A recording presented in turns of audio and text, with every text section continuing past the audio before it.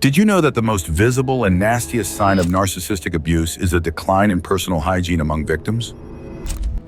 And sometimes you never know who you're married to. Narcissistic abuse victims struggle with keeping up with basic grooming, like taking a bath, brushing their teeth, or cleaning their ears. This is not just about being lazy or untidy, but some psychological factors are at play here. The aftermath of dealing with a narcissist can mess with a person's self-care routine in ways you might not expect. Today, we're going to dive into the 10 reasons why victims of narcissistic abuse often find it hard to maintain their hygiene. Are you ready for number 1? Victims may have developed depression that affects motivation. When someone is grappling with the fallout of narcissistic abuse, it's quite common for depression to take hold, significantly impacting their motivation. Imagine waking up each day with a heavy weight on your shoulders, where even the simple act of getting out of bed feels like a monumental task. This persistent state of low energy and emotional exhaustion can make it incredibly difficult to maintain even the most basic routines. When depression sets in, the tasks that once seemed manageable, like keeping up with personal hygiene, can become overwhelming and unimportant. It's not that the person no longer cares about their appearance. Rather, the overwhelming nature of depression can make self-care feel like an impossible challenge, leaving them feeling indifferent and drained. Let's talk about number 2. Victims might lack the energy to focus on self-care routines. When you've been through narcissistic abuse, you might find yourself just too drained to care about self-care. It's like your energy tank is running on empty. As life coach Tony Robbins puts it, energy flows where attention goes. But when you're exhausted, even focusing on basic tasks like brushing your teeth feels overwhelming.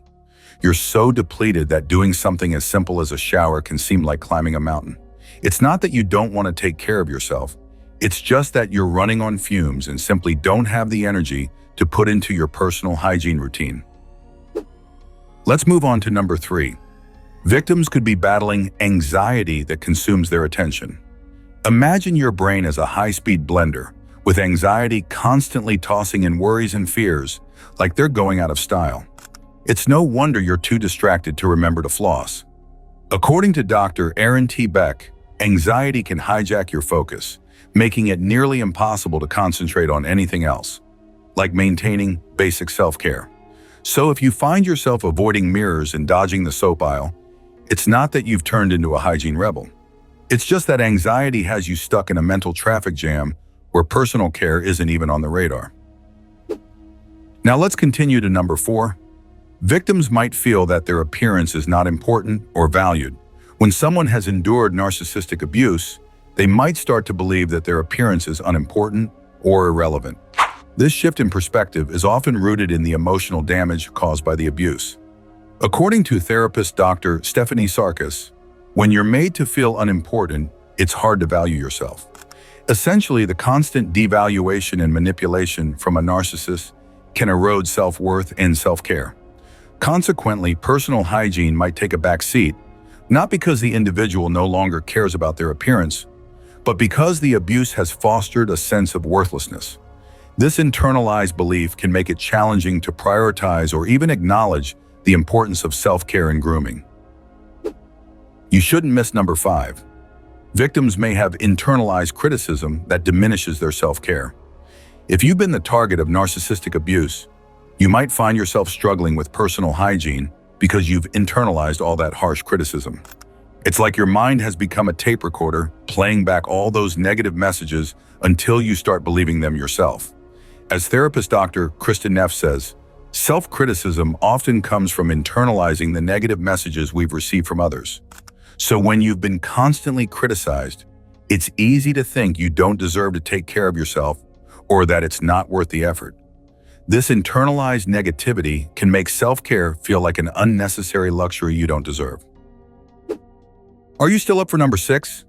Victims may be experiencing isolation that leads to neglect. If you've been isolated or cut off from social support, it's like you're stuck on a deserted island of self-neglect with no one around to remind you to shower. Dr. John Cacioppo, who's done a lot of work on loneliness, says that isolation can make you feel like you're invisible. So why bother with personal care? It's like trying to motivate yourself to clean a house no one's going to see. Except that house is you, and it's starting to look like a disaster zone. So if you're letting hygiene slide, it's not just about being unmotivated. It's about feeling so alone that even the basics of self-care seem like a distant dream. Let's keep it moving to number 7. Victims may feel unable to take time for themselves due to guilt. If you're feeling overwhelmed by guilt, it's like you've been programmed to think that taking even a minute for yourself is selfish, almost like you need a permission slip to enjoy a shower. Dr. Tara Brach, a psychologist and expert on self-compassion, points out that guilt can make you feel unworthy of basic self-care. It's as if you're stuck in a loop where the only me time you allow yourself is spent feeling bad about taking time for yourself. So if personal hygiene is taking a back seat, it's not just about being busy, it's about feeling so guilty for wanting a bit of self-care that you end up neglecting it altogether. Here comes number 8. Victims might feel that self-care is a low priority. When you've been through narcissistic abuse, you might start feeling like self-care is just a low priority. It's like you've been taught to put everyone else's needs before your own, so taking time for yourself seems less important. As psychologist Dr. Kristen Neff points out, we often neglect ourselves when we're focused on meeting the needs of others. So even though personal hygiene is essential, it can easily slip down your list of priorities when you're conditioned to think that other things or other people's needs come first. It's not that you don't care, it's just that your self-worth has been so undermined that you might struggle to see self-care as a necessity. I am moving on to number 9. Victims might feel overwhelmed by the demands of self-care. If you've been through narcissistic abuse, you might feel completely overwhelmed by the demands of self-care. It's like the idea of managing even simple routines feels like a huge task on top of everything else you're dealing with. As life coach Mel Robbins says, overwhelm often comes from feeling like you're carrying too much on your own.